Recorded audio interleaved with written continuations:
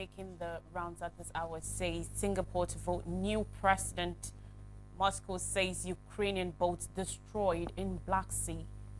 India lodges protest with China over border. Guatemalan president assures smooth transition, and drones in 6 regions in biggest raid on Russia. On elections on Friday, polling units will open their doors across Singapore for the country's first contested presidential election in 12 years. The vote will provide an opportunity to gauge the mood of Singaporeans after a number of sporadic political scandals in the city-state.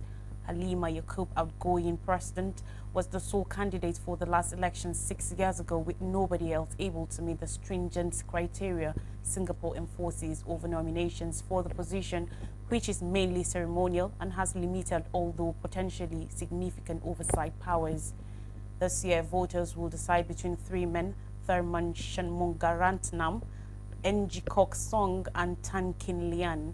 All 3 are independent, which is a prerequisite for anyone wanting to be president. A 4th Malaysian-born businessman, George Goh, was considered ineligible by the body that evaluates each candidate against the eligibility criteria. The rules are mainly demanding for those from the private sector, with applicants required to have led a company for 3 years or more with at least 500 million Singapore dollars or 369 million US dollars of shareholders' equity. Go heads 5 companies, which he claims have a combined shareholders' equity of 1.5 billion Singapore dollars, 1.1 billion US dollars. Singapore's Presidential Elections Committee said it was not satisfied that the 5 companies constituted a single private sector organization. Go said the decision was shocking and marked a sad day not just for me, but for Singapore, speaking after his rejection. Now, Russia-Ukraine war. The Russian Defense Ministry said on Wednesday morning that Russia destroyed 4 military boats carrying up to 50 members of the Ukrainian Special Forces who were operating in the Black Sea. An aircraft destroyed 4 high-speed military boats around midnight Moscow time. The boats were carrying land groups of Ukrainian Special Operation Forces with a total of up to 50 people, the ministry said, without providing details as to where in the Black Sea the incident took place. Early on Wednesday, Russian defenses also repelled a seaborne drone attack near Sevastopol Bay in Russian-annexed Crimea. The local Moscow-installed governor, Mikhail Razvoyazev, was cited as saying, according to reports. Anti-submarine forces have completed their work, Razvoyazev said without giving details. Sevastopol is the base of Russia's Black Sea Fleet. The Russian reports could not be independently verified. I beg your pardon. Both Ukraine and Russia have stepped up military activities in the Black Sea after United Nations brokered deals to ensure safe navigation for grain ships collapsed last month. Kyiv has attacked Russian ships in its waters in recent weeks and raided the Crimean Peninsula, which was annexed by Moscow in 2014 using military speedboats. Ukraine said its forces last week had raised the country's flag in Crimea during a special operation to mark Ukrainian Independence Day. Moscow also claimed last week that one of its jets destroyed a Ukrainian reconnaissance boat near Russian gas production facilities in the Black Sea, and a United States-made speedboat carrying Ukrainian soldiers east of Snake Island, without providing further details. On border disputes, India has lodged a tough protest with China over a new map that lays claim to territory New Delhi says is Indian, the newest tension between the 2 Asian neighbors over their mutual border. On Tuesday, the protest lodged by New Delhi followed reports that Beijing had released an official standard map showing the Indian state of Arunachal Pradesh and the Aksai Chin Plateau as official Chinese territory. India's Foreign Ministry spokesman Arindam Bakshi said in a statement on Tuesday that we have today lodged a strong protest through diplomatic channels with the Chinese side on the so-called 2023 standard map of China that lays claim to India's territory. We reject these claims as they have no basis. Such steps by the Chinese side only complicate the resolution of the boundary question, Bakshi said. New Delhi said 2 areas on a map released by Beijing belong to India. One was India's northeastern state of Arunachal Pradesh, which China considers to be part of Tibet, and where the 2 countries fought a full-scale border war in 1962. The second was Aksai Chin, a high-altitude strategic corridor linking Tibet to western China. The 2023 edition of China's Standard Map was formally released on Monday and launched on the website of the Standard Map service hosted by the Ministry of Natural Resources. This map is gathered based on the drawing method of national boundaries of China and various countries. China claims Arunachal Pradesh in the eastern Himalayas to be a part of southern Tibet, and in April released a map renaming 11 places in the state as being within Zhangnan or southern Tibet in China's. Aksai Chin, a plateau in the western Himalayas, is claimed by India but controlled by China. India's foreign minister dismissed China's territorial claims earlier on Tuesday, making absurd claims on India's territory does not make it China's territory. Shankar said, according to reports. Relations between the 2 Asian neighbors plummeted after soldiers from both sides clashed in the Himalayas in June 2020, resulting in the death of 20 Indian and 4 Chinese soldiers. While the situation on the lengthy China-India frontier has been calm since the violence in 2020, standoffs continue in a few pockets with tens of thousands of soldiers amassed on both sides of the frontier in the western Himalayas, along the line of actual control LAC that divides the rivals. New Delhi's protest over the map comes days after Narendra Modi, India Prime Minister, spoke with China's President Xi Jinping on the sidelines of the BRICS summit in Johannesburg last week and emphasized on the concerns about the disputed Himalayan frontier. Beijing called the meeting a candid and in-depth exchange of views. India said Modi had stressed that observing and respecting the LAC was essential. Modi's government has also pumped billions of dollars into linking projects on its sides of the border to boost a civilian presence and create new paramilitary battalions. The outgoing president of Guatemala has announced he will oversee an orderly and transparent transition of power to Bernardo Arevalo, winner of the 2023 presidential race. But the statement from President Alessandro Guatemala comes amidst condemnation that members of his government are trying to destabilize Arevalo's political party and call into question his victory. Guatemala on Tuesday posted a video on social media addressing the election results and vowing to meet Arevalo on September 4th ahead of the president-elect swearing-in ceremony in January. But the video comes less than a day after Guatemala's electoral registry suspended Arevalo's party, the Seed Movement, the newest twist in an election marred by controversy. That suspension, which came hours of the Supreme Electoral Tribunal certifying the election results, provoked widespread outrage. Arevalo himself dismissed the suspension as illegal. No one can impede me from taking office on January 14th, Arevalo said at a press conference on Monday. By Tuesday, Seed Movement lawyer Juan Guerrero said the party had filed an appeal petitioning the country's election court to overturn the suspension. The Seed Movement, a progressive party, was formed in 2017 on a platform of combating corruption, a systemic issue in Guatemala. In June's general elections, the party outperformed expectations by leaning into anti-corruption themes. The Seed Movement picked up 23 seats in Congress and saw its presidential candidate Arevalo advance to a runoff election. Arevalo, once a dark horse candidate, quickly became the front runner and ultimately won the runoff in a landslide with approximately 61% of the vote. But the weeks leading to the final votes were tainted with questions of election interference. Guatemala's Constitutional Court briefly suspended the results of the first round of voting after rival political parties requested a review.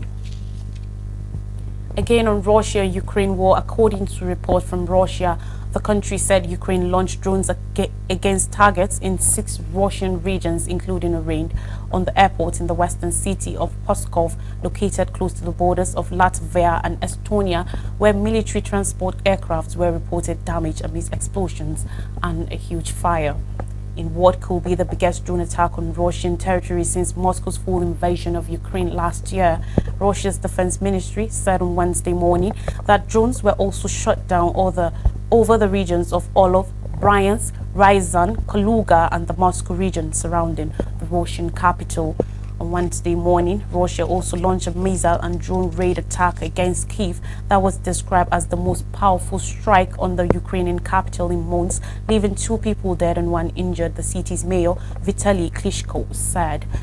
Ukrainian air defenses destroyed over 20 missiles and drones involving the attack, and 2 security guards were killed by falling debris, according to authorities. Russian reports quoting emergency services said earlier on Wednesday that 4 Tu-76 heavy transport aircrafts, which have long been the workhouse of the Russian military, were destroyed at an airfield in the Russian Western Pskov region, located roughly 660 kilometers, some 411 miles north of Ukrainian border. The Defense Ministry is repelling a drone attack in Pskov's airport, the regional governor, Mikhail Vadernikov, said. Vadernikov, who was at the scene of the attack, said that according to preliminary information, there are no victims. The scale of the destruction to the airport was being assessed, he said. Moscow's Vnukovo airport was also closed briefly early on Wednesday, reports said, citing Russian aviation officials. The airport in Moscow was ordered closed amid reports that Russia's military was repelling a drone attack on Pskov airport, the news agency reported. Now on weather, Florida braces for Hurricane Idalia. It is quiet part of the Florida coast known for sport fishing, clam farming, and wooden houses on slits perched right on the water. But the small island of Cedar Key, Florida, is among the coastal communities anticipated to face the brunt of Hurricane Idalia, which strengthened into a Category 2 storm on Tuesday afternoon. Idalia is likely to make landfall in the United States during the early hours of Wednesday. Meteorologists predict it will strike as a Category 3 cyclone on the 5-tier wind scale, passing the threshold for what is considered a major hurricane. This is a life-threatening situation, the National Hurricane Center warned on Tuesday afternoon. The center predicted a storm gush up to 4.6 meters, 15 feet high, along the stretch of coastline from the Asila River down to Yankeetown, an area that includes Cedar Key and quaint destinations like the scallop harvesting town of Steinhatchee. Florida Governor Ron DeSantis said, according to a report from the state capital Tallahassee, that is a storm surge that if you are there while that hit, it's going to be very difficult to survive that. So please take appropriate precautions. This is crunch time right now. We are going to get hit with a major hurricane, he added. A total of 28 counties have issued evacuation orders as Idalia approaches the Big Bend region of the state, a curve where the Florida Peninsula links to the mainland. School districts across Florida have cancelled their classes, as have 18 state colleges and 6 universities, including major institutions like the University of Florida in Gainesville and Florida State University in Tallahassee. The storm is anticipated to barrel across the state, plowing from the Gulf of Mexico across land to the Atlantic Ocean as it travels northeast towards Georgia and the Carolinas. And lastly, on global news in Africa, Gabon soldiers oust Bongo, shut borders. On Wednesday, a group of Gabonese military officers appeared on television announcing they were putting an end to the current regime and cancelling an election that, according to official results, President Ali Bongo Ondimba won. During the announcement, gunfire rang out in the Gabonese capital, Libreville. While announcing the cancellation of the vote results, one of the officers said all the institutions of the republic have been dissolved. The address was read by an officer flanked by a group of a dozen army colonels, members of the elite Republican Guard, regular soldiers, and others. It came moments after the National Election Authority said Bongo had won a third term in Saturday's election with 64.27% of the vote. Bongo has been in power for 14 years in oil-rich West African country. The statement was also broadcast on Gabon 1 public television. To this end, the general elections of 26 August 2023 and the truncated results are cancelled, he added. All the institutions of the Republic are dissolved, the government, the Senate, the National Assembly, and the Constitutional Court, he added, announcing the closure of the country's borders until further notice. According to the results issued prior to the office's announcement, Bongo's major rival Alberto Ondo Osa won just 30.77% of the vote. Before polls closed on Saturday, Ondo Osa had accused Bongo of fraud while claiming he was the rightful winner. While the election was underway, Bongo's government enforced a curfew and a nationwide internet shutdown to stop the spread of false news and possible violence. Under Ulster's campaign manager, Mike Joktain, on Monday called on Bongo to hand over power without bloodshed, insisting a partial count had Under Ulster clearly ahead without providing any proof. Gabonese law forbids any publication of partial results pending the final results, which only the Gabonese Election Center, the body that organizes the polls, is legally allowed to publish. In a moment, more stories coming your way with Alheri Moses. But before then, I earlier mentioned that Singapore to vote new president. Moscow says Ukrainian boats destroyed in Black Sea. India lodges protest with China over border. Guatemalan president assures smooth transition, and drones aimed 6 regions in biggest raid on Russia. And that's all on the news coming your way right now.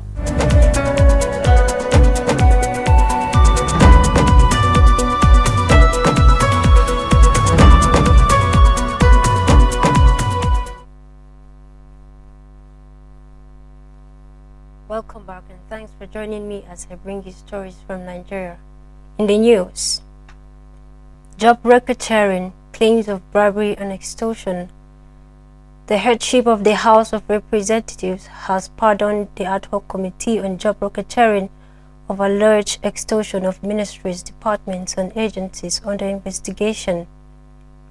Honorable Akin Rotimi, House spokesperson and Chairman Committee on Media and Public Affairs, made the position of the leadership known in a statement released in Abuja yesterday.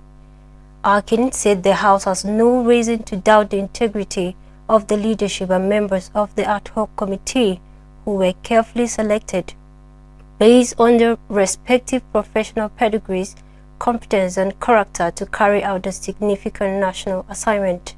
However, the committee for the second term subpoenaed the Accountant General of the Federation to appear before it on Thursday to explain the delays in remitting deductions from workers' salaries to the Federal Mortgage Bank. On Thursday, the Central Bank of Nigeria is also to appear before the committee for the prompt hearing. The chairman of the committee had last Thursday summoned the Accountant General of the Federation, Dr. Oluwatoyin Maiden, to appear before it to explain why deductions from workers' salaries for housing scheme were not remitted to the NHF. The Accountant General was to also state why there were disparities in the deductions from workers from various agencies of government, and why only 20 billion naira was being remitted to the Federal Mortgage Bank since 2011. NNPC suspends Konkoso. The new Nigerian People's Party Board of Trustees has suspended Rabiu Konkoso over alleged anti-party activities. The suspension of Konkoso, the party's presidential candidate in the February 25th election, was announced yesterday at the end of a meeting held in Lagos. The board also appointed new officers led by Dr. Ogbo, Major Acting National Chairman, and Mr. Ogoni Olaposi, Acting National Secretary, alongside 18 others. The suspension is to last 6 months. The sanction followed a voice vote by members of the party during a General Assembly held at Rockview Hotels, Apapa. Remember, the National Working Committee of the party had on Thursday, August 24th, announced the suspension of founder of the party, Dr. Boniface Onibonim, and the National Publicity Secretary, Major. BOT Secretary Babayo Mohammed Abdullahi accused Konkoso of hobnobbing with President Bola Tinubu, the People's Democratic Party presidential candidate Alhaji Atiku Abubakar, and the presidential candidate of Labour Party, Mr. Peter Obi, without the board's authorization. Abdullahi announced that the board had stripped Konkoso of his status as NNPC's national chairman.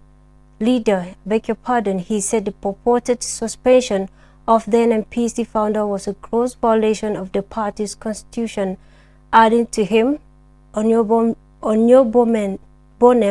has resigned as BOT chairman, while a new chairman, Dr. Chief Tope Oluko, was elected.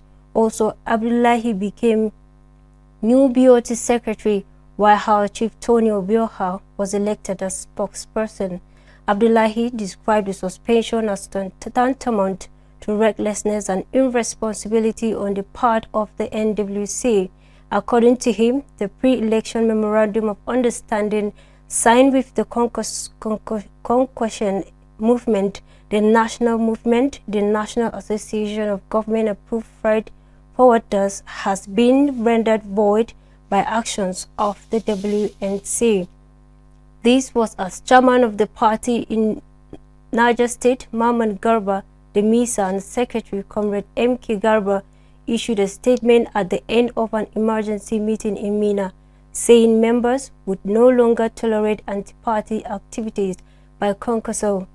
The communique maintains that Concussion's recent engagement with candidates of other political parties and meetings with President Bola Tinubu before and during and after the 2023 general elections were enough evidence to suspend him from leadership of the NNPP. NISA confirmed shutdown of Lagdo Dam. The Nigerian Hydrological Services Agency has dispelled the fear of numerous Nigerians, as the agency had confirmed Cameroonian authorities' decision to shut down the spilling of excess water from the Lagdo Dam. On Tuesday in Abuja, Clement Zay, Director General of NISA, said there was no cause for alarm over possible flooding in Nigeria. However, he warned that flood occurrences in major parts of the country and coastal areas would be mainly due to excessive rainfall and flash flooding occasioned by climate change. They pointed out that extreme flooding with intended damage and deaths could be minimized when major authorities take responsibility through preparedness, as well as make sure Nigerians don't build on floodplains. The Federal Ministry of Foreign Affairs recently, in a letter dated August 21st, 2023, an address to the National Emergency Management Agency, said the Cameroonian government plans to open the floodgates of the Lagdo Dam on the Benue River in days ahead. In view of the above, the Ministry of Foreign Affairs advised NEMA to take all the required proactive measures and actions that would mitigate the damage, as well as sensitize the populace living in such areas for vigilance and necessary precautions. It will be recalled that last year, neighboring Cameroon, which runs along the length of Nigeria's eastern border, releases water from the Lagdo Dam in northern Cameroon, causing flooding downstream in Nigeria. At the time of the dam's construction in 1980s, Nigeria and Cameroonian government agreed that a twin dam would be built on the Nigerian side to contain the overflow, but the second one was never realized till date. Commenting on the release of water from Lagdo Dam, they said the release of excess water from Lagdo Dam was a normal surveillance operation to forestall the possible collapse of the dam. He explained that water releases are essential to safeguarding dam integrity and mitigating flooding in adjacent communities. And that's the news. Thanks for watching. I am Alheri Moses. Have a blessed day.